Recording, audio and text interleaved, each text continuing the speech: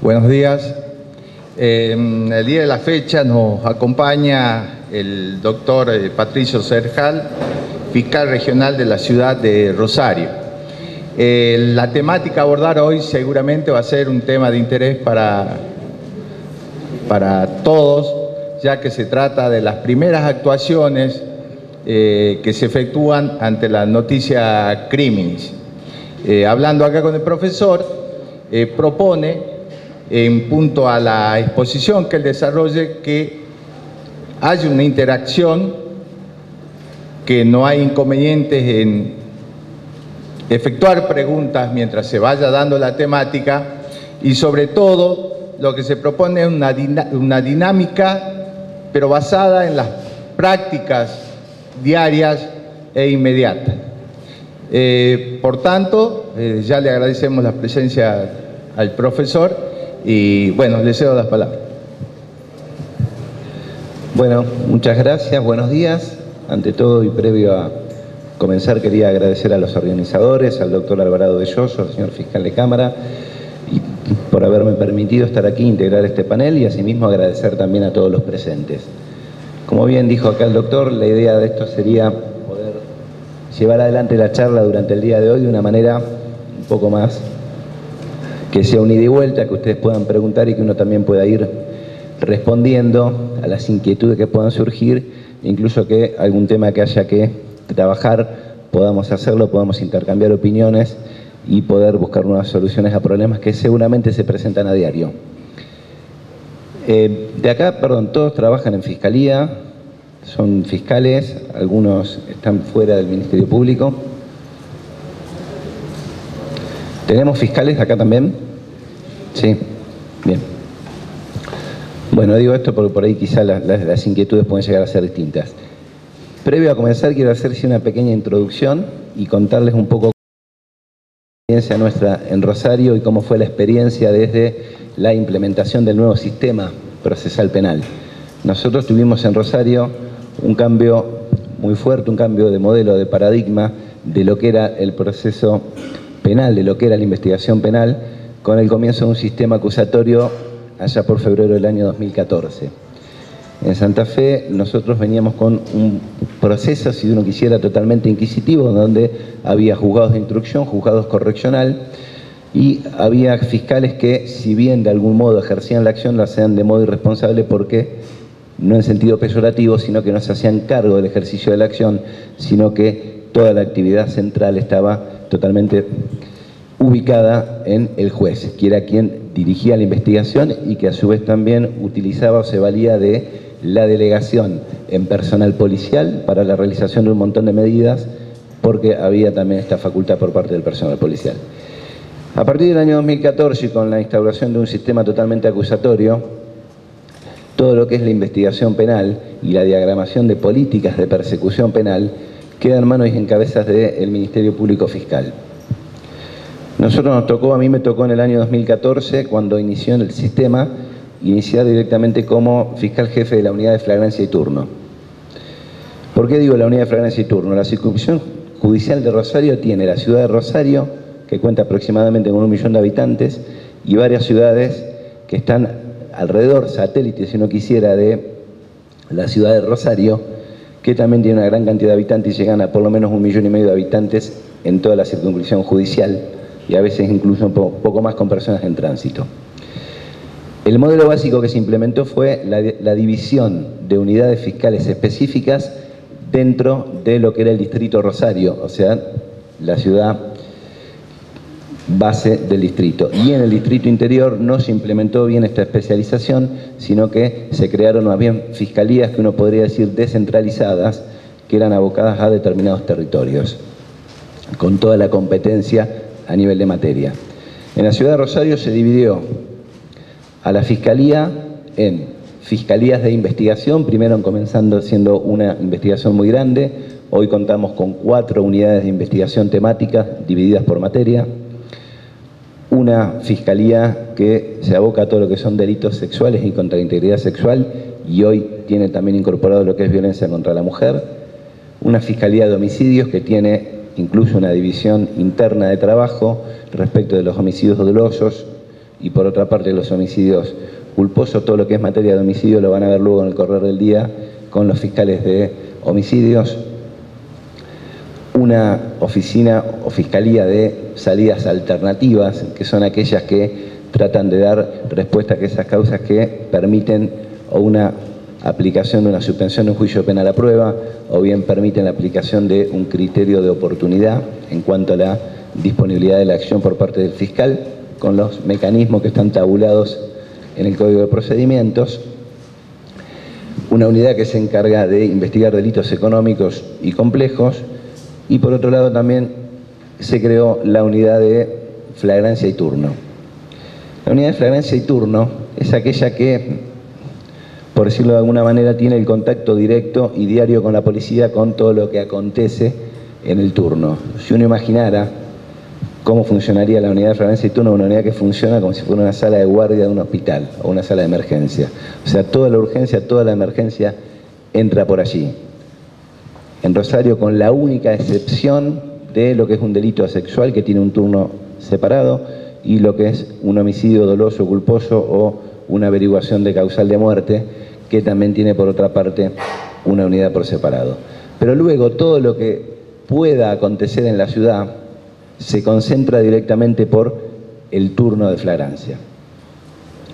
Cuando empezamos a ver qué cantidad de trabajo teníamos y cómo deberíamos regularlo, porque si uno no sabe la cantidad de trabajo que tiene, no sabe la calidad del trabajo que tiene, tampoco a veces puede ver cómo afrontar o cómo regular el turno. Entonces empezamos siendo 4 fiscales con un turno de 24 horas, apenas inició, y obviamente y seguramente cuando hay un cambio de sistema ustedes verán que cuando uno ve el termómetro de la consulta es mucho más alta.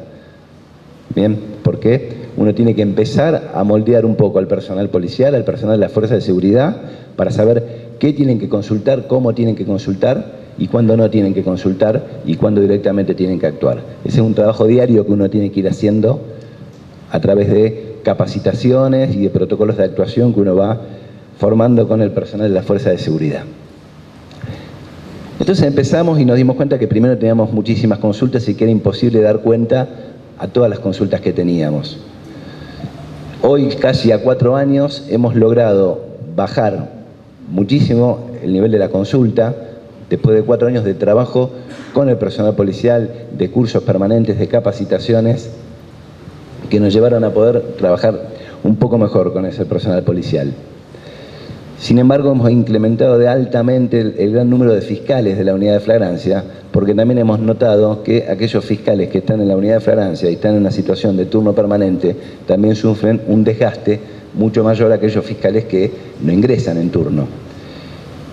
De hecho, digamos, al día de hoy el turno ya lo hemos empezado a compartir, por decirlo de alguna manera, entre los fiscales de flagrancia y los fiscales de las unidades de investigación y juicio, para que todos los fiscales puedan quizá entrar en juicio.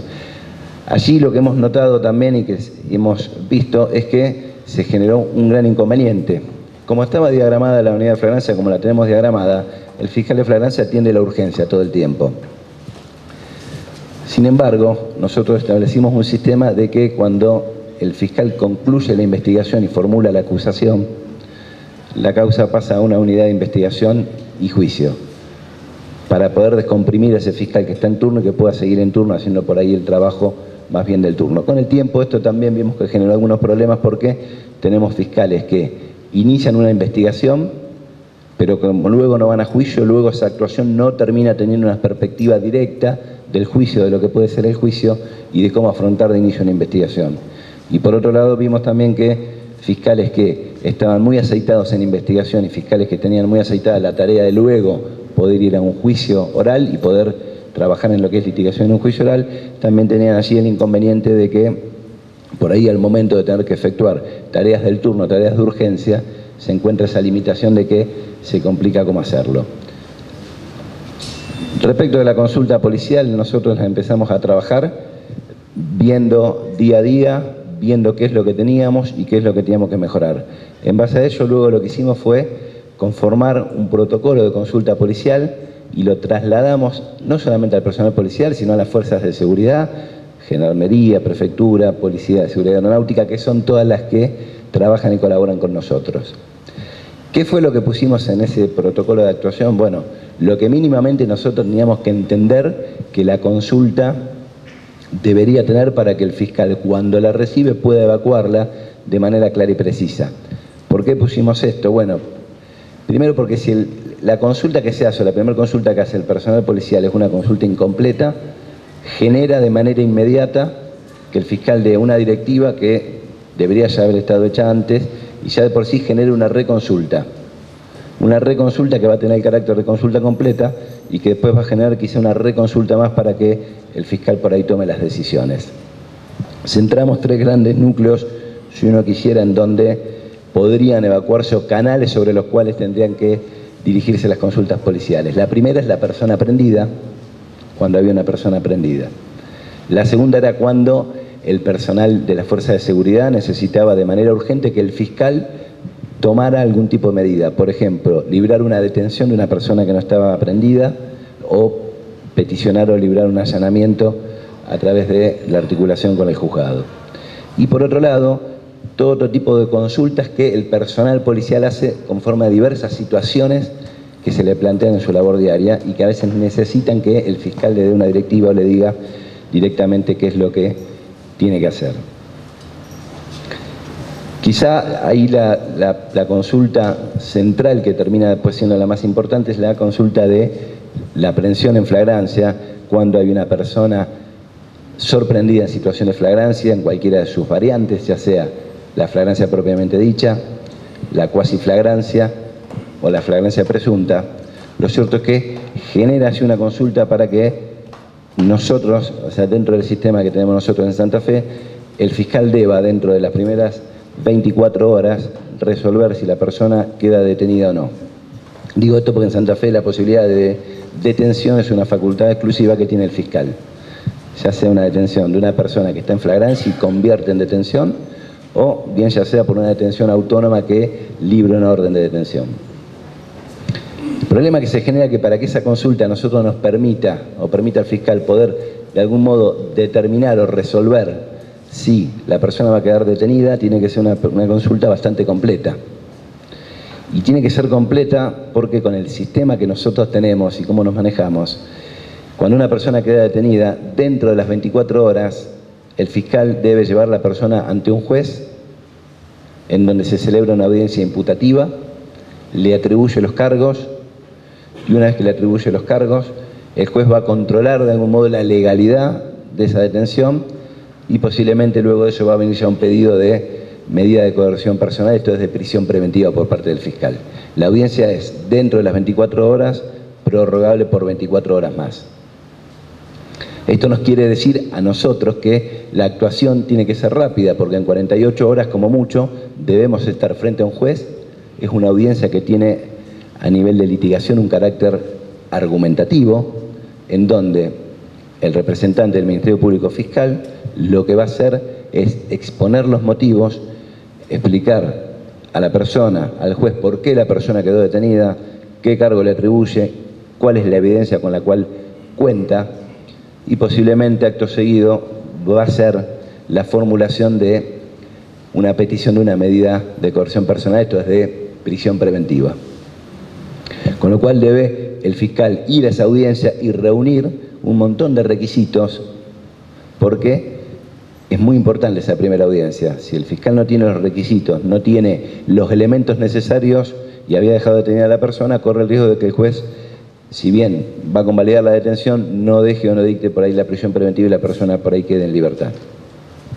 Y para que el fiscal pueda llegar con todos los elementos necesarios, eso requiere una buena articulación con todo el personal policial para contar en ese momento con todos los argumentos que tenga en su poder y con un procedimiento de calidad que no sea objetado por la defensa en esa misma audiencia para poder luego proseguir con la investigación. Entonces, eso, y aparte de eso, el fiscal desde esa primera audiencia lo que hace es empezar a, como es todo oral y las audiencias son todas orales y públicas, empieza a construir credibilidad. O sea, las audiencias son a diario, hay un montón de audiencias imputativas a diario en lo que es la ciudad de Rosario, en la ciudad de Santa Fe, y los fiscales van construyendo credibilidad. Cuando uno va y lleva algo muy traído de los pelos, agarrado con alfileres, los jueces empiezan a ver, y el juez empieza a ver, digamos, o empieza a perder credibilidad al fiscal, y eso es lo peor que nos puede pasar, en cualquier tipo de caso. Entonces es muy importante que se pueda aceitar y que se pueda lograr un canal de comunicación con lo que es el personal policial para que la actuación por ahí esté completa. ¿Esto qué problema nos trajo? Bueno, nos trajo uno de los problemas que, como las consultas hoy son muy altas, nosotros cuando iniciamos en el año 2014 teníamos un nivel de consulta en un turno de 24 horas, los primeros meses llegaba aproximadamente a 250, 300 consultas. Era imposible directamente evacuarlas a todas. Obviamente que no eran todas consultas por personas aprendidas, sino que eran consultas de distinta índole. A medida que fuimos puliendo el sistema, llegamos más o menos, yo diría de al menos 1 año y medio a esta parte, a manejar hoy durante el día, lo que nosotros llamamos un turno diario de 9 de la mañana a 9 de la noche, más o menos promedio de 60 consultas, y en el turno nocturno, o sea, de 9 de la noche, de las 21 horas a las 9 de la mañana del otro día, aproximadamente unas entre 30 y 40 consultas según sea el día. Es más o menos, y en menos el caudal de consultas que tenemos. El problema que quizás genera esto es que estamos ahora en vías de solucionarlo también, es que el fiscal está muy pendiente del teléfono porque tiene que resolver un montón de cuestiones. Todavía no hemos contado con la cantidad de recursos humanos que permitan realmente que el fiscal cuando esté en turno tenga un sostén y tenga un equipo atrás que pueda ir evacuando las consultas y el fiscal solamente toma las decisiones. Entonces también nos generó de que quizá, por ejemplo, una deuda que nosotros tenemos es que por ahí quizá en hechos importantes que se puedan acontecer en flagrancia, dada la dinámica misma que tiene el turno, a veces impide que el fiscal pueda constituirse quizá en el lugar del hecho.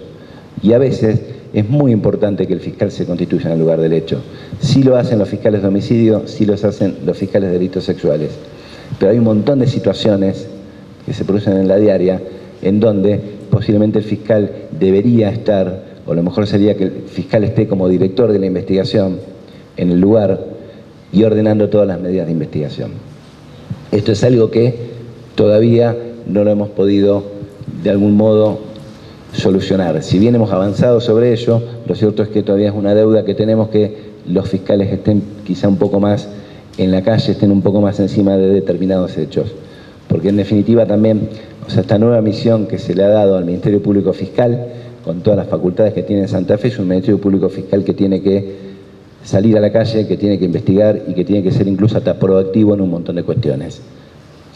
Bueno, esto es más o menos a muy grandes rasgos cómo se divide el trabajo. Yo había dicho también que había unidades fiscales, podríamos llamarlo si quisiera, descentralizadas en localidades que por ahí dependen de lo que es la circunscripción judicial de Rosario.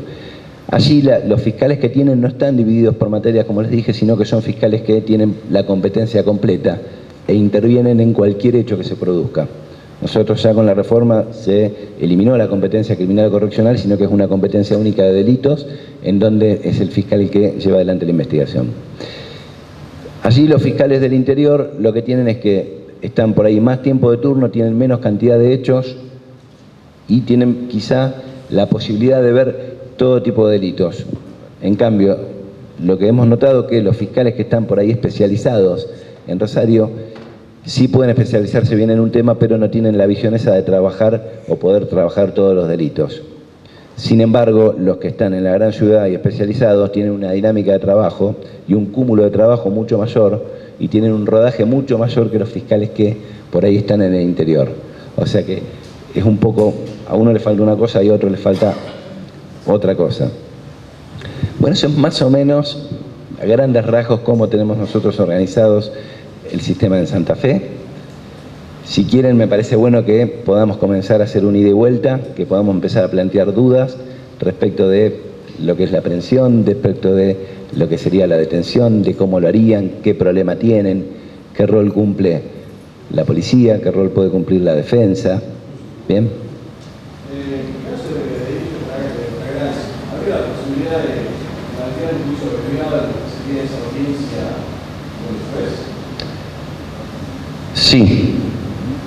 Sí, existe la posibilidad. En realidad, Uno, digamos, el juicio abreviado lo puede hacer, o sea, obviamente es requisito, para el procedimiento abreviado es requisito que se haya celebrado la audiencia imputativa. Con nosotros, con el procedimiento abreviado, bueno, fue surgiendo todo, digamos, un cambio de cómo se fue realizando, porque a lo primero no sabíamos cómo se iba a realizar, los jueces quizá tampoco sabían cómo se iba a realizar, pero la pregunta es, ¿se puede? Sí se puede. Se puede hacer.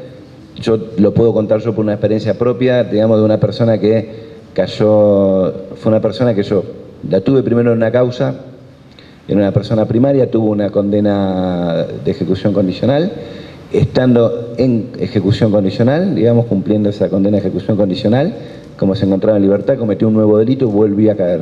Bien, la persona fue aprendida, estaba yo en turno, y creo que quedó aprendida y a las 36 horas se celebró audiencia imputativa y en la misma audiencia se trató el abreviado, la persona quedó condenada y ya quedó presa cumpliendo pena.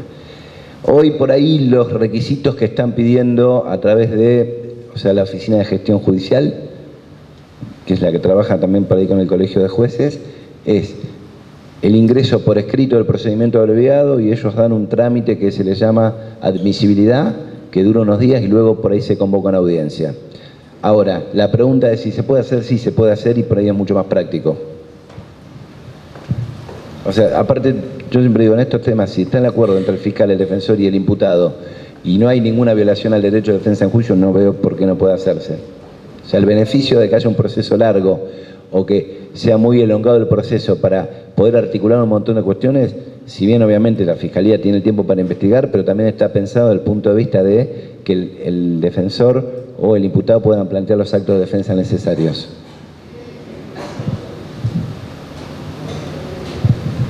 Sí. La audiencia imputativa después puede declarar la nulidad de la prueba fiscal y para eso necesita ¿Puede declarar? el imputado la defensa especial o Perdón, no, la nulidad de la prueba. No, en realidad en la audiencia, digamos, a ver, en la audiencia imputativa técnicamente no se produce la prueba. Como yo les contaba, es una audiencia argumentativa.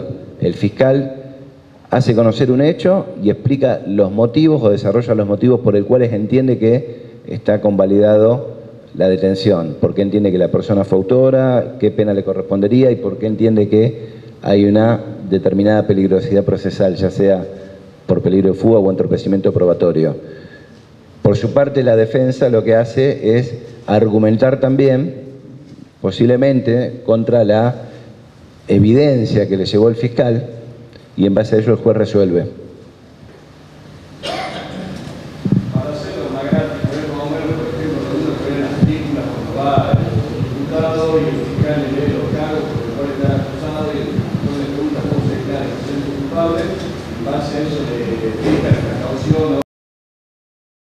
La audiencia, digamos, tiene una dinámica, que es la siguiente: se presentan las partes, el fiscal, el defensor, el imputado, el juez, comienza la audiencia, lo primero que se hace saber a la persona es conocer todos los derechos que tiene, más allá de que hay una notificación previa al momento de la aprehensión por personal policial con derechos, pero se les explica los derechos, el juez va a preguntar si la persona conoce y conoció los derechos que tiene, el fiscal le va a decir el hecho que se le atribuye, la calificación legal que corresponde a ese hecho, y en base a ello la persona tendrá la posibilidad de declarar o no declarar. Incluso podrá, si quiere, declarar y no contestar preguntas, o declarar y contestar preguntas, o no declarar. Y el punto de vista de la defensa técnica hará valer o ejercerá los elementos técnicos que cree necesarios para hacer la petición, seguramente, de libertad de la persona.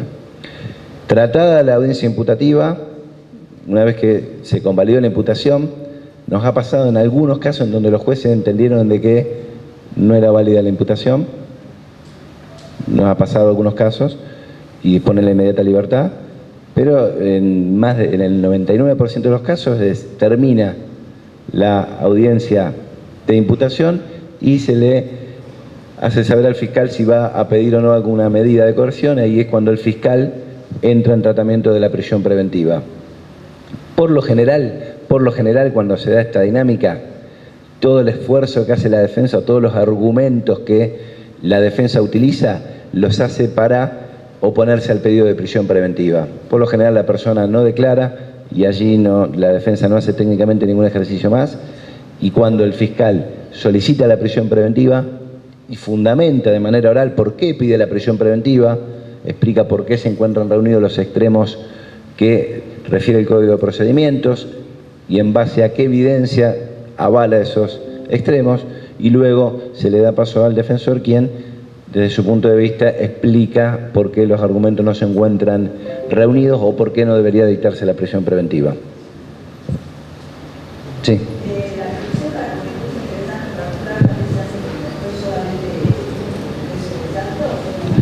La presentación por lo general, o sea, ingresa a Fiscalía, el fiscal lo ve,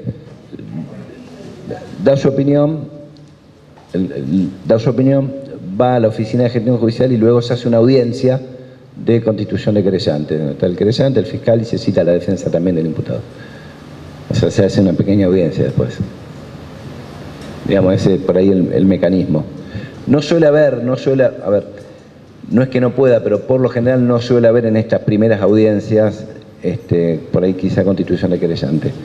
O sea, son dos situaciones distintas también cuando esta audiencia imputativa se produce porque la persona fue aprendida en situación de flagrancia, a cuando la persona fue detenida por una orden del fiscal por una investigación que venía llevando. Ahí es distinto. El mecanismo es el mismo, pero quizá ahí puede haber un querellante desde antes, ya constituido.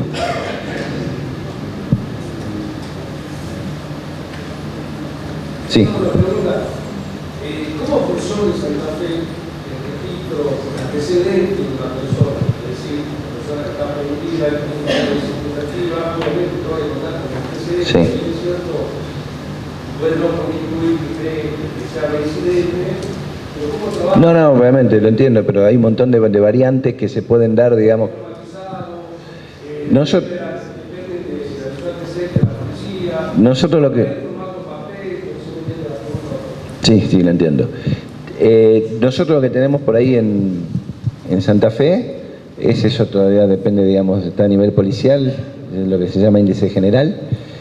Es un lugar donde están todos los prontuarios de las personas. Por otra parte, cuando la persona cae, digamos, aprendida, lo que el fiscal, bueno, lo que le pide, en realidad ya está estandarizado, la policía lo debe hacer, es identificar correctamente a la persona, ¿sí? Nosotros siempre pedimos de que si la persona no tiene una documentación que avale que es quien dice ser, se lo identifique de manera dactiloscópica, porque si no puede ocurrir el hecho de que la persona brinde algún dato falso. Muchas veces brindan el nombre de un hermano, un primo, donde son similares las características, pero varían mucho los antecedentes penales que puedan tener. Bien. Previo a ello se hace la identificación de la persona. Por un lado se pide que el personal policial informe los antecedentes que tiene o cuenta en la provincia de Santa Fe, que son los que llevan el registro, que en realidad son por zona, porque en Rosario primero informan los antecedentes penales que tiene en Rosario. Se pide que informe eso, se pide también que se informe si tiene o no tiene algún tipo de pedido de captura, y a su vez también lo que se pide a los fiscales y se hace también es que se certifique a través de los sistemas de consultas penales, ya sea el sistema del Ministerio Público de la Acusación nuevo, que uno tiene que buscar con el nombre y apellido de la persona imputada y las causas que tenga, uno debe ingresar en las causas, porque si recibió alguna condena o recibió algún tipo de medida alternativa a una prisión preventiva, debe figurar eso allí. Y por otro lado, todavía nosotros también consultamos en el sistema de consultas penales del sistema anterior, bien, porque todavía recién va a ser, no sé, 4 años que estamos funcionando, y muchas veces hay personas que aún tienen causas en trámite o que fueron condenadas o tienen algún tipo de alternativa a la prisión por el sistema penal viejo. Entonces, en base a todo eso es donde se realiza la consulta de los antecedentes. Eso puntualmente.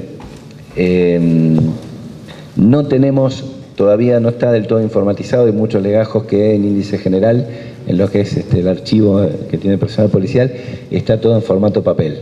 ¿Bien? Con lo cual a veces La búsqueda es a mano, ¿no? Van buscando a mano por la ficha, la van por ahí quizá identificando. O sea, si usted me pregunta, lo ideal sería tener todo identificado, digamos, a nivel informático y que con un lector láser la persona ponga la huella e inmediatamente eso quizás certifique. Bien, eso sería lo ideal. Lo ideal sería que eso también esté, o sea, sería algo mucho más ideal, pero lo ideal sería que eso esté también articulado con el Registro Nacional de Reincidencias. O sea, porque muchas veces puede pasar, o sea, nosotros en el caso de Santa Fe y en Rosario estamos muy cerca bastante cerca, limitamos con Córdoba, Buenos Aires y Entre Ríos. O sea, entonces muchas veces puede ser que esa persona tenga una condena en alguna otra provincia y en el informe local, por decirlo de alguna manera, no va a salir, y en el registro nuestro de consultas penales tampoco, sino que en realidad algo que va a salir cuando uno pida el informe de reincidencia. Lo que pasa es que el informe de reincidencia a veces llega o no dentro de las 24 horas, pero prolonga mucho el plazo para que el fiscal tome la decisión si deja o no detenida a la persona. Sí. Sí. ¿Es apelable la decisión de... Sí. Sí. Sí, sí. Sí, se dan los parámetros, obviamente, de la apelación, sí. Pero sí, muchas veces se apela por la defensa. Sobre todo la imposición de la medida, o sea, lo que se apela en la mayoría de los casos es la imposición de la prisión preventiva. Exactamente. Sí.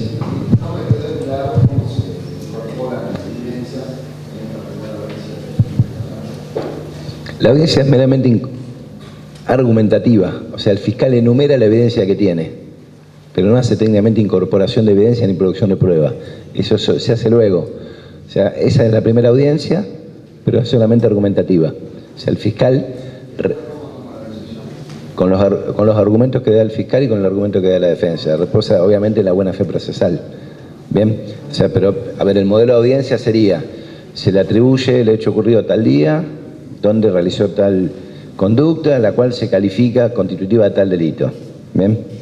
Entonces, acto seguido el fiscal dice que basa dicha imputación en el acta de procedimiento que realizó tal y cual efectivo policial, en donde dan cuenta de tal y cual circunstancia, el acta de secuestro que lleva el número tanto, en donde se secuestró tal efecto con presencia de tal testigo, la pericia balística o el adelanto de pericia balística que realiza tal perito que informa que el arma secuestrada en el hecho es apta para el disparo, la declaración de la víctima que refiere tal o cual cosa, por ejemplo, los videos con cual cuenta la Fiscalía, cámara de seguridad que ubican a la persona aquí imputada en el lugar del hecho, por ejemplo, ¿no? Pero todo argumentativo, no se hace producción ni se le toma, no se hace declarar ningún testigo, no se exhiben, digamos, en sí los videos ni nada, sino que es en sí argumentativo. La defensa tiene, antes de comenzar la audiencia, tiene acceso al legajo. ¿Sí? Digamos, nosotros llamamos legajo, digamos, porque no es en sí la dinámica por ahí del expediente, sino que es el legajo carpeta fiscal que va llevando. Sí.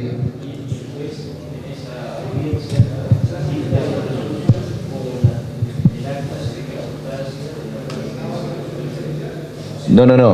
La resolución la dicta el juez en la misma audiencia. En la misma audiencia la dicta, da el fundamento, motiva la decisión y ahí mismo la audiencia, digamos, no pasa, digamos, a lo sumo podrá el juez pedir un cuarto intermedio de 5 minutos para resolver, digamos, pero no es que la dicta luego por escrito. La resolución es oral. O sea, digamos... Queda una constancia en un acta y a su vez también eso está todo grabado por sistema de audio y video, con lo cual uno puede, si quiere, pedir el video de la audiencia. Eso queda todo registrado en audio y video en un sistema. Sí. En esa misma audiencia, la defensa, sí, por ejemplo, puede hacer plantear alguna nulidad, por ejemplo, un acto de procedimiento, secuestro. La defensa ataca o refiere que el acta no reúne los requisitos, el fiscal por ahí la defiende y explica por qué y el juez resuelve. Sí, ahí hay un debate. Sí. Buen día.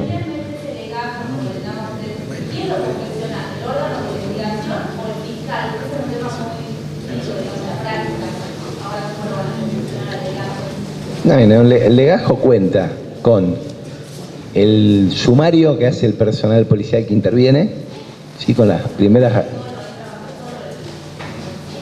La policía, digamos, por lo general sí trabaja sola, salvo que, digamos, el fiscal se haya constituido en el lugar. Bien, si no, el fiscal da las directivas de manera telefónica. Y se hace un sumario, ¿sí? Un sumario policial. Ese sumario llega a la fiscalía, ya se ingresa, tiene el número de causa, y luego se van incorporando todas las medidas o diligencias que hace el fiscal u ordena el fiscal que se realicen. Puede alguna hacerla el fiscal, puede hacer un empleado, puede peticionar al fiscal que alguna fuerza de seguridad, alguna medida. Puede incorporar informes médicos, fotografías, puede incorporar un video, por ejemplo, que aporte la víctima, va incorporando todo. Sí.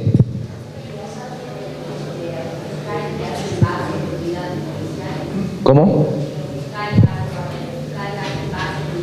No, los fiscales por ahí están en fiscalía, no hay, digamos, o sea, el fiscal, sí, no hay fiscales que estén por ahí en comisaría. Sí se puede por ahí a veces ir y depende del hecho, a veces es recomendable. No hay, digamos, ninguna oficina en comisaría, y tampoco por ahí se cuenta con algún funcionario intermedio, como si por ahí cuenta en alguna provincia, que son los instructores judiciales, que son, digamos, representantes del Ministerio Público Fiscal, pero que por lo general trabajan en comisarías. Eso nosotros por ahí no lo tenemos. Sí estuvo un momento en otras provincias, pero no en Santa Fe. Sí.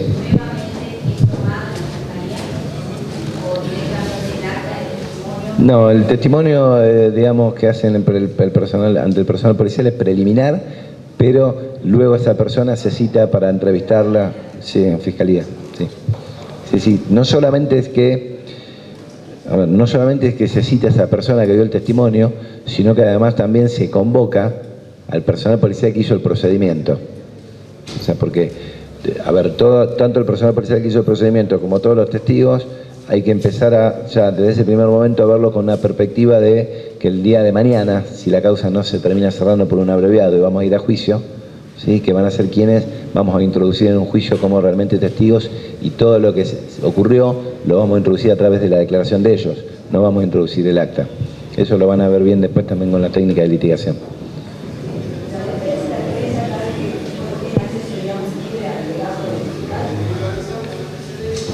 Sí, salvo que en el caso de la defensa, salvo que tengamos, todavía alguna reserva de la investigación, o que podamos llegar a tener algún tipo de medida de investigación que se podría frustrar si la defensa toma conocimiento. Sí.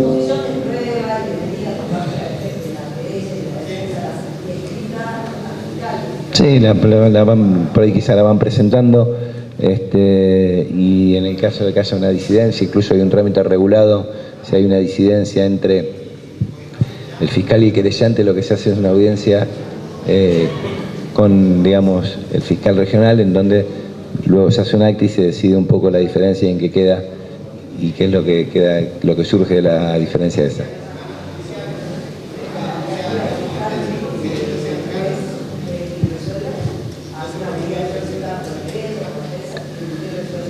No, se hace, por lo general, las audiencias se hacen, digamos, ante el fiscal regional. Podrán en algún caso acudir, digamos, si querían, a la instancia judicial, pero bueno, el querellante también puede por ahí quizá ir por una vía distinta o acusar de una manera distinta, pueden ir distinto al fiscal, no necesariamente tienen que ir por ahí la misma acusación. Sí.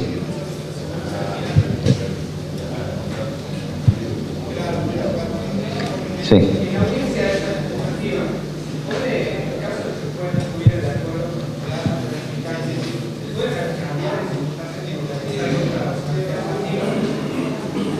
No, uno imputa, atribuye un hecho y se convalida o no se convalida. Digamos, pero no es que uno va reformulando en la audiencia todo el tiempo, digamos, las imputaciones. La acusación, digamos, la imputación alternativa nosotros prácticamente no la usamos, pero cuando uno la usa desde un inicio, digamos, no la usa después posterior si la imputación fue rechazada. Si fue rechazada, fue rechazada.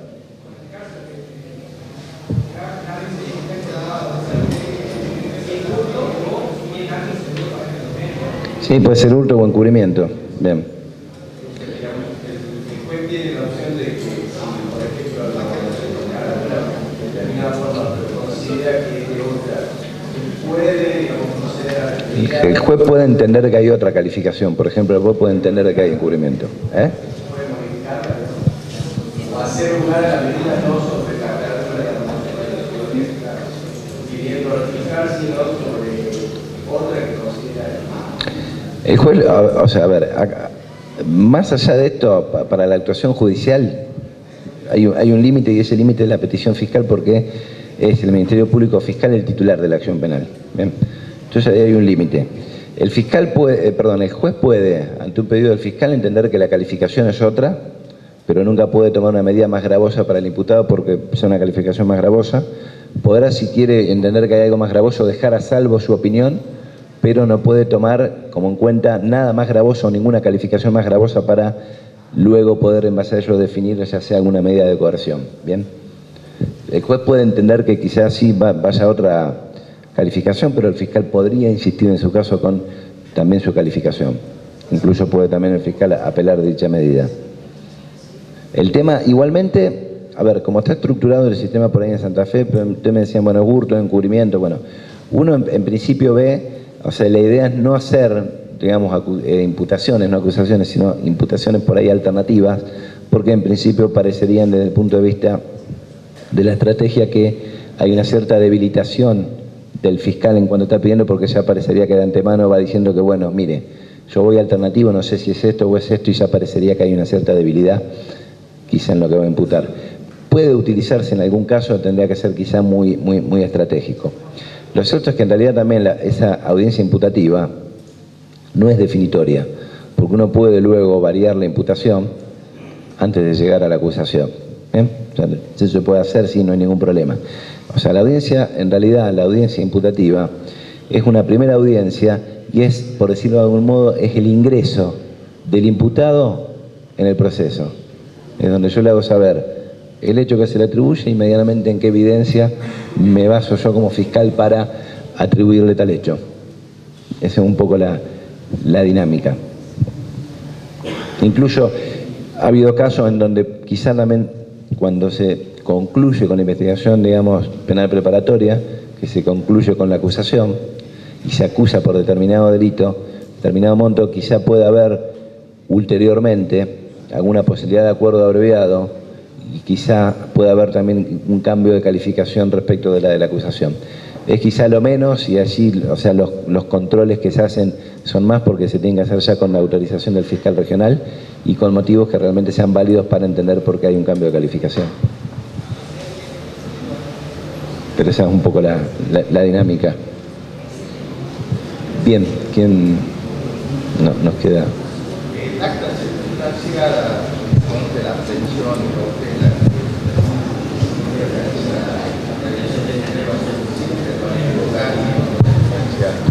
solicitar la detención y en concreto qué valor tiene una instancia por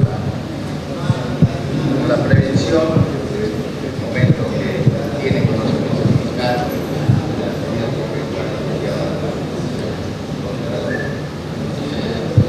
Bueno, a ver, el acta de procedimiento, ustedes entiendo que el acta circunstanciada. ¿Sí? Porque en general el acta de procedimiento, bueno, lo primero que nosotros tratamos de ver desde el punto de vista de la Fiscalía es que mínimamente tenga los requisitos que establece el Código de Procedimiento, bien, para que sea válido. Es decir, en principio nosotros no tenemos por qué desconfiar de la actuación del personal policial, bien. Sin embargo, bueno, a medida que el fiscal por ahí va teniendo más experiencia, más rodaje, y va teniendo quizá un poco más de olfato, quizá a veces ve procedimientos o actas de procedimientos que no son por ahí quizá muy claras, o ve que en realidad los hechos no ocurrieron tales como figuran por ahí quizá en el acta de procedimiento.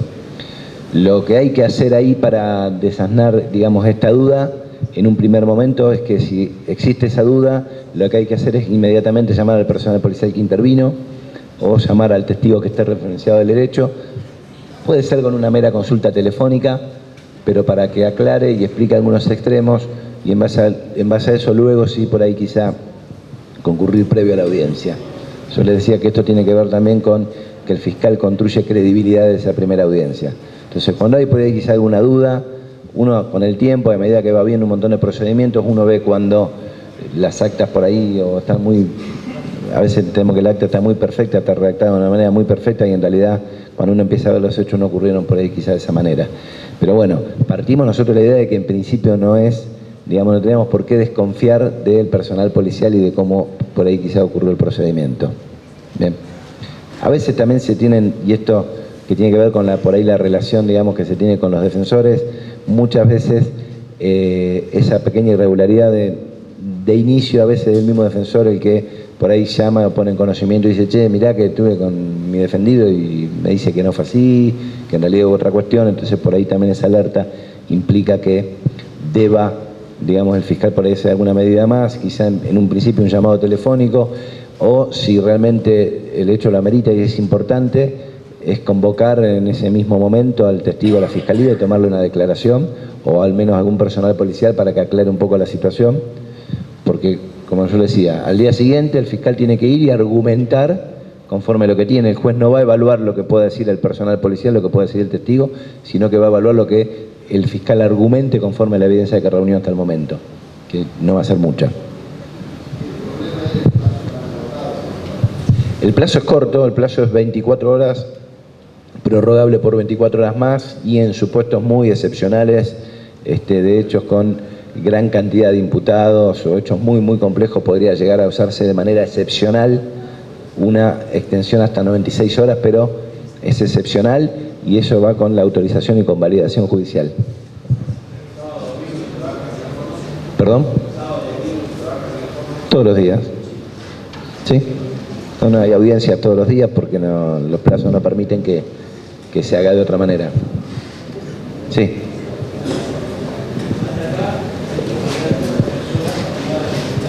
Sí.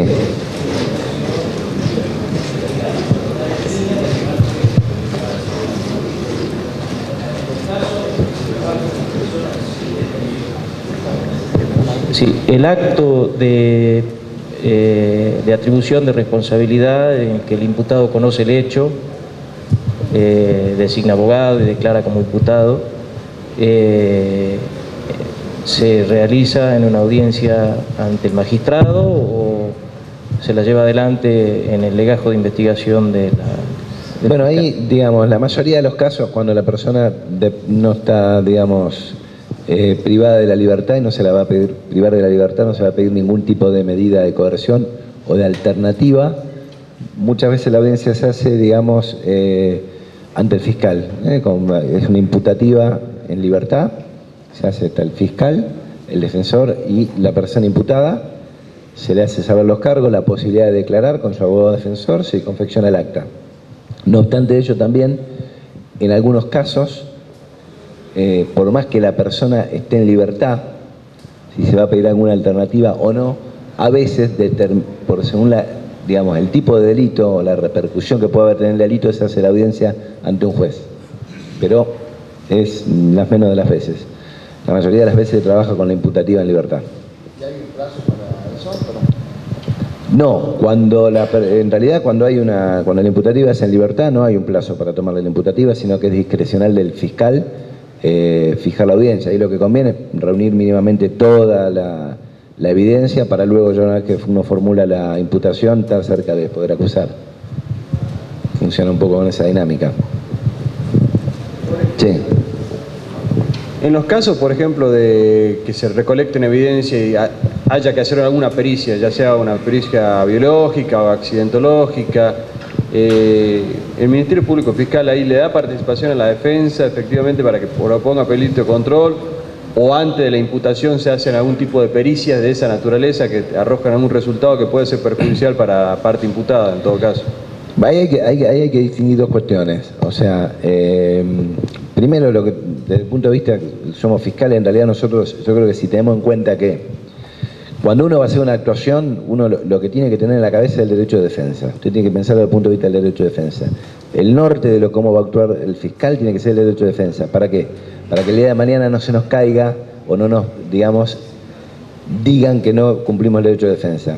Obviamente que la notificación a la defensa y la posibilidad de un perito de parte va siempre y esa pericia de control cuando el acto es irreproductible es un acto definitivo, o sea, eso no existe, digamos, discusión. Pero por ahí en otros casos también hay que tener en cuenta, ¿sí? Hay que tener en cuenta también qué hecho va a ser, porque por ejemplo a veces conviene darle participación a la defensa y listo, si nosotros sabemos que no nos va a afectar en nada tampoco. Bien, si es reproductible definitivo hay que dárselo, porque además el código lo establece, pues yo no puedo quizás reproducirlo. Un acto que sí es reproductible y es un acto preliminar, tranquilamente lo puede ordenar el fiscal. Lo que es pericias biológicas y demás, en realidad ahí es recomendable en esos casos que se notifique siempre a la defensa para que no solo pueda poner un perito de parte, sino que tenga el control y que después, bueno, no vuelvan a pedir que se vuelva a realizar la pericia porque no tuvo la posibilidad de control. Nos ha pasado por ahí en algunos casos en donde por ahí quizá hay que estar muy atento, cosa que por ahí pasa en la práctica, que por ejemplo con el tema del secuestro de las armas. Bien, el tema del secuestro de las armas. Porque por ejemplo una persona, bueno, viene por la calle caminando, supongamos no sé, un 38. Bueno, un 38 está cargado con un proyectil. Bien. Yo hago ahí, le digo esto porque puede pasar, porque nos ha pasado, yo realizo la pericia de aptitud de disparo del arma, pues si le voy a imputar una aportación, el arma tiene que ser apta. Bien. Cuando hay un solo proyectil secuestrado, yo no puedo hacer, digamos, usar como vaina testigo técnicamente ese proyectil porque es lo único que tengo. Pero de algún modo ese proyectil también yo voy a tener que, entonces hago una pericia preliminar, el arma es apta, pero después, por ejemplo, tengo que hacer otra pericia para saber si ese único proyectil que el arma tenía es apta para el disparo. Parece que no, pero nos ha pasado de personas que han tenido armas con un solo proyectil y que el proyectil no era apto para el disparo. ¿Bien? Parece que no, pero no era apto para el disparo y por ahí, en este caso quedaría la figura en tenencia, podría cambiarse a lo que es una tenencia de arma, digamos, porque no tendría la posibilidad de disparar en el momento preciso. Ahora, esa pericia que yo hago respecto de un solo proyectil, la tengo que hacer con la defensa y con presencia de la defensa.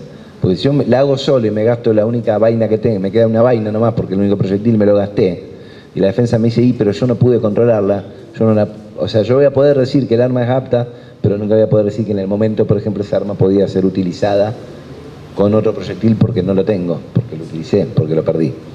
Siempre el norte, por ahí hay que tenerlo con ver el derecho de defensa, incluso también a veces, muchas veces, digamos, esa comunicación a la defensa a nosotros no solo que no nos complica nada, sino que hasta nos puede llegar a beneficiar, digamos, es la comunicación de librarla.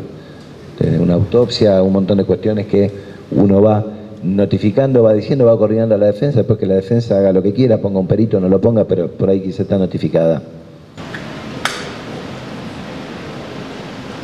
Bien, no sé qué...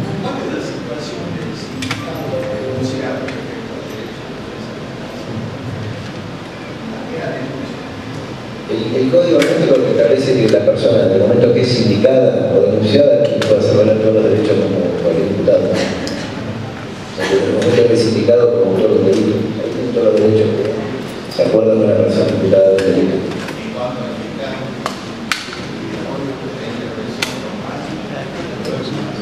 ¿Al fiscal?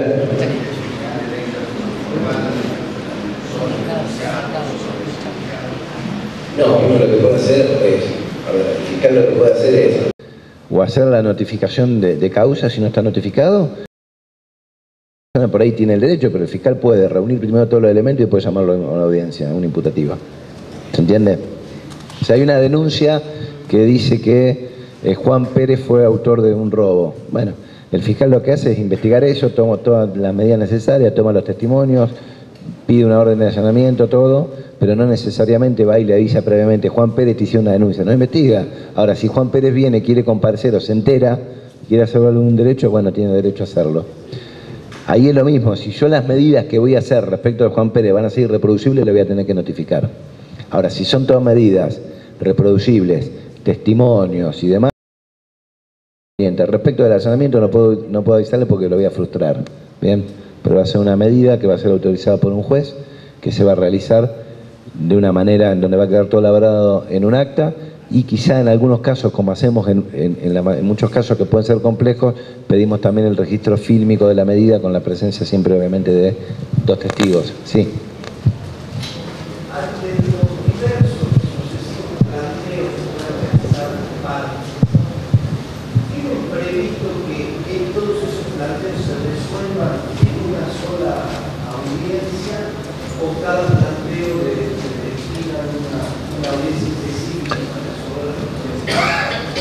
ver, ¿cuáles serían los planteos? Nulidad. La defensa articula nulidades. Si cada nulidad o hay un criterio de acumular. No, a ver, a la defensa por lo general nosotros no tenemos técnicamente, no tenemos hoy técnicamente lo que se conoce como nulidad propiamente, tenemos la invalidación o no de algunos actos, bien, si no fueron cumplidos. La audiencia que sirve, o sea, la audiencia, más allá de que se pueda plantear en una audiencia imputativa y pueda haber una apelación, la audiencia que sirve para pulir y definir todas esas cuestiones es la audiencia intermedia. Nosotros tenemos la primera audiencia imputativa, como dije, es el ingreso de la persona en el proceso con carácter de imputado, se le hace saber el cargo, la evidencia en su contra. Se realiza toda la investigación con proposición de medidas. Cuando el fiscal entiende que está agotada la investigación, formula acusación. Formulada la acusación, se le corre traslado de la acusación a la defensa y se fija la fecha de celebración de una audiencia o de etapa intermedia. En esa audiencia lo que se trata es puntualmente la acusación, se evalúa toda la evidencia que hay y qué evidencia va a pasar por el filtro de esa audiencia para ir a juicio o no, y allí la defensa podrá y solicita por lo general que tal evidencia no sea tenida en cuenta o que no sea juicio.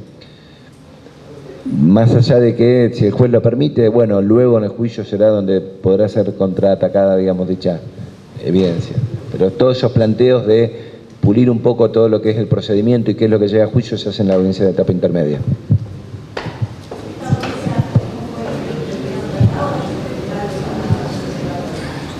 No, el tribunal que va a hacer el debate interviene solo en el debate. Bien. Por lo general a veces el juez de etapa intermedia por ahí puede ser distinto también porque no está contaminado tampoco con lo anterior, pero lo importante es que los jueces que intervienen en toda la parte de investigación no van a intervenir luego en la parte de juicio. ¿Bien? El juez del tribunal o el juez unipersonal o el tribunal interviene solamente en... No, el tribunal solamente en el juicio. Sí, solamente en el juicio, no en la etapa intermedia. Porque si no ya tiene por ahí quizá un conocimiento previo de la cuestión en la etapa intermedia. Entonces solamente tenemos que tenerla allí desde el punto de vista de la audiencia oral y pública, que es la parte central. Pero bien, no sé qué. ¿Cuál? Indicada, sí.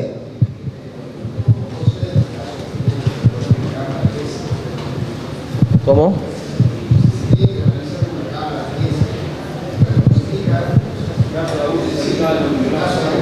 No, si hay una, digamos, a ver, si hay una cámara GESEL hay que notificar a la defensa de la realización de la misma porque participa en la realización. Ahí, digamos, es una... Ahí sí yo notifico. O sea, no es, a ver, no es técnicamente en sí un acto irreproductible por su naturaleza, pero es un acto que por lo general se torna irreproductible porque lo que se trata de evitar incluso la revictimización del menor. Después ahora están las cuestiones de si se exhibe o no en el juicio y demás, pero ya ese es otro tema distinto.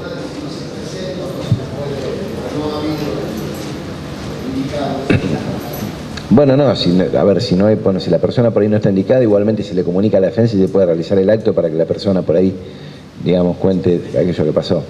¿Bien? Sí.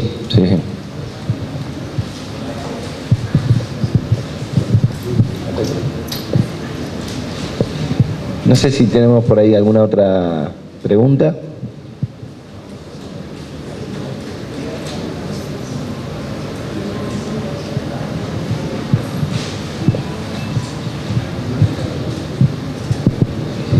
No sé si alguien tiene por ahí quizá alguna otra pregunta, alguna inquietud de flagrancia, en cuanto por ahí quizá a la organización. Yo cuando hablo, por ahí les cuento esto y ustedes me dirán cómo tiene su provincia. O sea, cuando nosotros hablamos de unidad de flagrancia, hablamos de una unidad que atiende directamente el turno y las situaciones de flagrancia.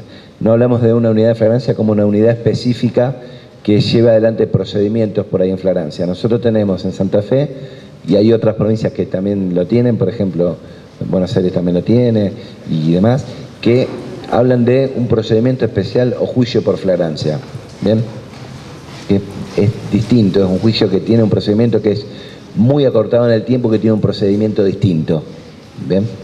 O sea, nosotros cuando hablamos de unidad de flagrancia hablamos de aquella que atiende todo el turno, todas las circunstancias que sean a diario, y no necesariamente solamente la particularidad de cuando una persona queda sometida a un procedimiento especial de flagrancia, que es un trámite mucho más abreviado y que es distinto al procedimiento común. En cuanto a la comunicación de la policía notificada en el protocolo, la policía sabe previamente quién debe adoptar. Sí, nosotros...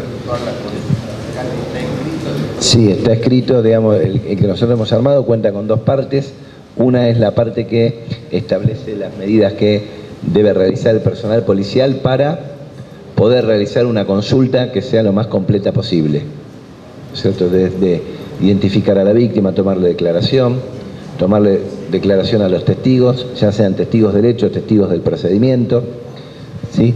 Incorporar en su caso informes médicos si hubiere, fotografías, los croquis ilustrativos, el acta de procedimiento, para luego con todo eso, antecedentes del imputado, certificación de domicilio del imputado, que eso es muy importante, ¿bien? El informe médico del imputado también.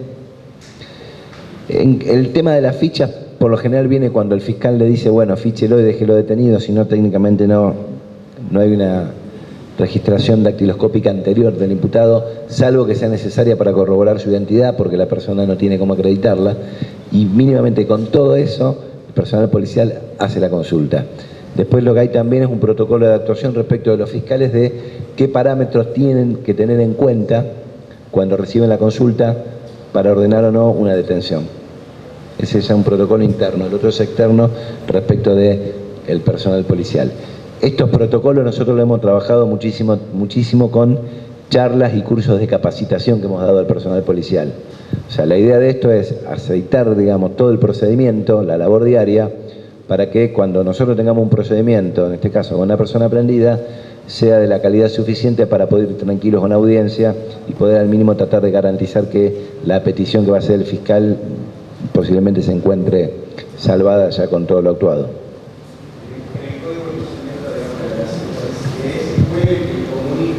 Es el juez el que le comunica al fiscal si, o mejor dicho, le da noticia del hecho y le pregunta si considera que es un caso de flagrancia. En el caso, digamos, del Código de Procedimiento, ¿el fiscal es el que comunica al juez? O sea, Sí, es distinto. El fiscal, digamos, en Nación establecieron un año y algo un procedimiento por ahí de flagrancia. Lo conozco porque hemos dado también capacitación al Ministerio Público Federal, pero Nación tiene por ahí todavía un procedimiento distinto que sigue, digamos, ubicado dentro de un juez que de algún modo tiene todavía la posibilidad de investigar, de proponer medidas, de dirigir la investigación. Bien, entonces eso ve condicionado de alguna manera por ahí la labor del fiscal. En cambio, o sea, en Santa Fe se han distinguido bien las funciones y quien tiene el ejercicio de la acción penal es el fiscal, quien diagrama la investigación es el fiscal, quien dirige la investigación es el fiscal, y el juez lo único que hace es, en toda la etapa de investigación, ser gendarme del cumplimiento de las garantías y el respeto de las garantías constitucionales y el derecho de defensa, y luego ser quien es imparcial que juzga, más que imparcial independiente, porque también es una parte del proceso, pero es quien juzga de manera independiente. Entonces, en la situación de flagrancia en provincia de Santa Fe, el fiscal es el que pide o no al juez el sometimiento al procedimiento especial de flagrancia. Hoy, en la provincia de Santa Fe, esa facultad es todavía del fiscal. ¿Bien? En otras provincias, por ejemplo, como Buenos Aires establece que si la persona es aprendida a flagrancia, la persona debe ser sometida a un procedimiento de flagrancia. A veces se le busca la vuelta para, de algún modo, desvincular los procedimientos de flagrancia por una cuestión de tiempo, que es lo mismo que a veces se hace en Nación. Nación tiene una posibilidad que en realidad no está dirigida al Ministerio Público Fiscal, sino a la defensa, que la defensa puede pedir al juez que no se afecte el caso a flagrancia porque hay medidas pendientes. Esa posibilidad que tiene la defensa, los fiscales federales la hacen suya, y por lo general dicen, señor juez, no lo someta a flagrancia porque hay medidas pendientes, por ejemplo, este allanamiento que le estoy pidiendo, que es por lo general un allanamiento que va a dar negativo, pero que se está pidiendo para no afectar el caso a flagrancia. porque a nivel nacional la competencia de nación es muy pequeña. Sí sirve para Ciudad Autónoma de Buenos Aires, en donde la competencia todavía es técnicamente de instrucción y correccional de lo que es la justicia federal, ¿no es cierto? Ahí sí sirve, pero en el interior, digamos, en todo el interior del país, la competencia que tiene la justicia federal es muy limitada. Entonces, por ahí, someter a flagrancia un caso de tenencia de estupefacientes para comercialización sería una locura, porque no podríamos en los pequeños plazos que da el código terminar quizá con esa investigación referida a lo que sería, bueno, el narcotráfico en este caso. Esa es por ahí la diferencia. Acá tenemos la investigación jurisdiccional cuando se trata de personas imputadas por diputados o cualquier parte política. Allá el procedimiento es lo mismo para personas comunes y personas con fueros. El procedimiento técnicamente en sí lo mismo. Hay un artículo, lo que sí hay un artículo, digamos, en el Código de Santa Fe, el artículo 29, que refiere que previo a pedir el desafuero se le puede solicitar a la persona que dé las explicaciones, digamos, pertinentes si quisiera acompañar alguna explicación sobre el caso, y ante dicha negativa luego lo que sí se puede hacer es pedir el desafuero ante la Cámara. Pero la investigación sigue siendo por parte del fiscal. No, la investigación es por parte del fiscal. Todas las investigaciones son por parte del fiscal, digamos, no hay otro órgano distinto que pueda investigar. Sí. ¿Tienden a ir al juicio por jurado? ¿Cómo? O sea, el código de ustedes tiende a terminar después con un juicio por jurado más adelante. Y es algo que se está teniendo se quiere implementar por el juicio por jurado, sí. Bueno. Sí, tiende a implementarse el juicio por jurado. De hecho, hubo hubo varios simulacros, ¿no?, de casos reales, pero simulacros donde se ha inventado a participar y se está dando mucho impulso al juicio por jurado, sí.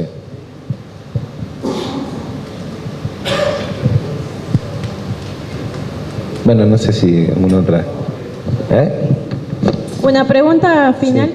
En definitiva, cuando hacen la elevación a juicio o ese trámite ya terminado en la etapa de investigación, ¿de cuántas fojas consta ese legajo cuando ya se va a la elevación a juicio? Porque en realidad hay varias actas, hay varias documentación que sí existe en el legajo. Sí, en realidad no necesariamente por ahí le cuentan la foja. Hay muchos fiscales que ni siquiera folian, la mayoría por ahí no folia, digamos, la investigación, sino que en realidad lo que se hace es una requisitoria de elevación a juicio, ¿bien?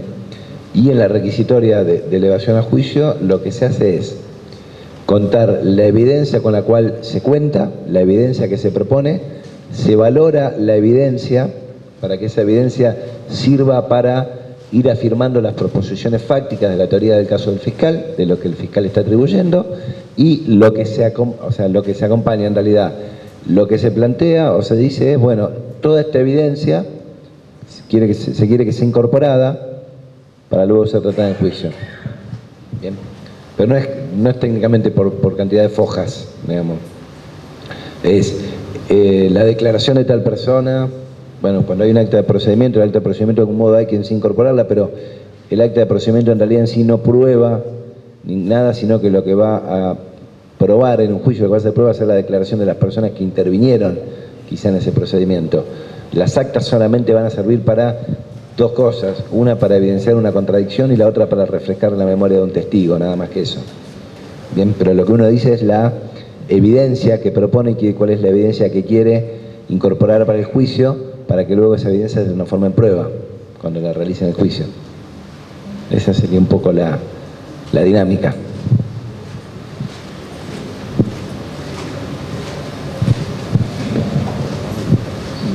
No tengo problemas. Bueno, no sé si alguien podría hacer otra pregunta o concluimos el panel y pasamos ya al siguiente. Ahí. Supuesto caso de que un testigo venga, ¿no es cierto?, haga de la declaración y después al momento del juicio en sí no pueda ser habido, o sea, no lo encuentren, ¿esa acta sirve como una constancia y puede ser incorporada al proceso o queda directamente excluida por el hecho de que no? No, por lo general la incorporación por lectura es muy excepcional y tiene que hacerse cuando lo incorpora tiene que haber hecho de una manera previa a cómo incorporarlo. Si el día del juicio, y bueno, perdiste. Te podrás pelear una incorporación por lectura, pero bueno, no. Tu testigo estrella no está. O sea, no fue, se escondió, bueno. Cuando uno va a pedir la incorporación por lectura, lo único que tiene que articular uno es, previamente, buscar lo que sería, por decirlo de algún modo, un anticipo jurisdiccional de prueba. Cuando uno ve que puede llegar a pasar esto, tiene que pedir un anticipo jurisdiccional para que esa medida se haga con el defensor, con el juez. Entonces, cuando yo no tenga el medio en el juicio, lo puedo incorporar. Pero eso la realidad que es excepcional. Si se da el caso de que yo tenía un juicio hermoso y el testigo se me murió el día antes, y bueno, en la regla del juego. Sí. ¿El anticipo jurisdiccional de pruebas con qué magistrado se hace? ¿Con el que va a juzgar o...? No, se hace con otro por ahí independiente. El que va a juzgar no se sabe hasta último momento, el anticipo es antes. El que va a juzgar se sortea el juzgado que interviene a último momento. Se pone un magistrado para controlar toda esta legalidad y todo este anticipo. Bien, pero no el que va a juzgar luego, porque si no ya tiene conocimiento previo del caso.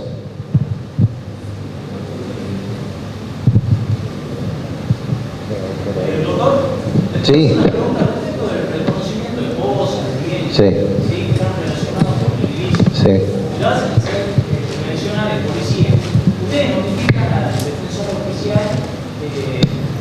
Notifican al defensor oficial o para no vulnerar supuestamente el derecho de defensa, ya tienen un imputado, hacen un allanamiento, secuestran los bienes y la víctima reconoce como de su pertenencia todos esos bienes.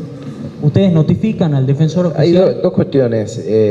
Cuando uno hace por ahí un allanamiento y hace un secuestro de bienes, lo ideal sería que luego ese reconocimiento de bienes y de entrega se haga en fiscalía, no con personal policial, sino que se haga en fiscalía y se dé la participación por ahí a la defensa.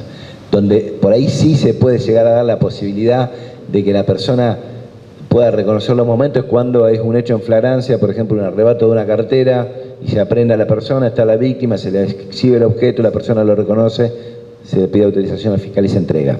¿Bien?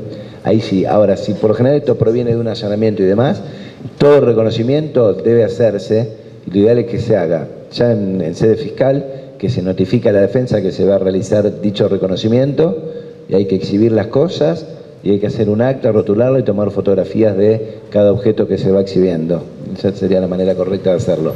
Y lo ideal sería que el acta también esté conformada no solo por la rúbrica de el testigo víctima reconociente, sino también por parte del fiscal y por parte del representante de la defensa. Eso sería, me parece a mí la manera correcta de hacerlo.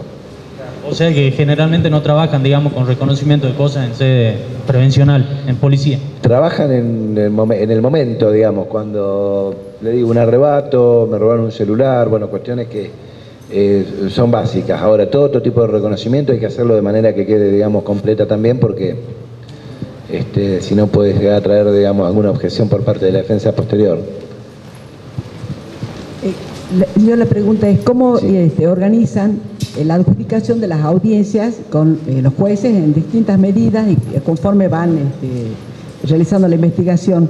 Si es una oficina aparte, para que ustedes tomen conocimiento, ¿cómo recurrir a saber si van a tener cupo para esa audiencia de ese día, de la necesidad? Bien.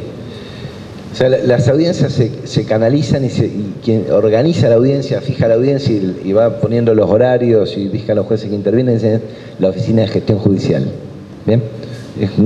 La Oficina de Gestión Judicial hace toda la gestión de decir, bueno, arma el cronograma de audiencia, ve qué juez le toca, va ordenando los horarios en las distintas audiencias. Eso lo hace toda la Oficina de Gestión Judicial. En la práctica, ¿cómo se hace? Bueno, más allá de que uno pueda por ahí avisar por teléfono, a veces es bueno que uno avise porque va avisando, pero uno ingresa la causa en el sistema, carga una persona privada de la libertad, pone el estado de la persona privada de la libertad y genera a través del sistema una solicitud de audiencia. Por eso uno tiene que poner, cuando la persona está cargada de la libertad, el día y la hora en la cual fue aprendida para que no se venzan los plazos. Deberá poner en las observaciones si utiliza o no la prórroga de las 24 horas, e inmediatamente cuando uno hace la solicitud de audiencia, eso impacta directamente en el sistema de la Oficina de Gestión Judicial. le sale una alerta que recibió la fijación de una audiencia, se ve y se corrobora y se fija la audiencia. Se tiene en cuenta obviamente por ahí quizá también las partes para que no haya una audiencia superpuesta, porque puede ser el mismo fiscal, el mismo defensor, o ver qué juez se va a tomar para que la misma sea realizada. Esa es un poco la dinámica. Cuando se hace la imputativa en libertad en fiscalía, bueno, el fiscal es quien más o menos coordina, muchas veces se coordina con la defensa el día y la hora, digamos, para que se pueda hacer, digamos, el acto, se pueda cumplimentar el acto. Bueno, damos por finalizada la exposición y le agradecemos al doctor Patricio Cerjal su desarrollo.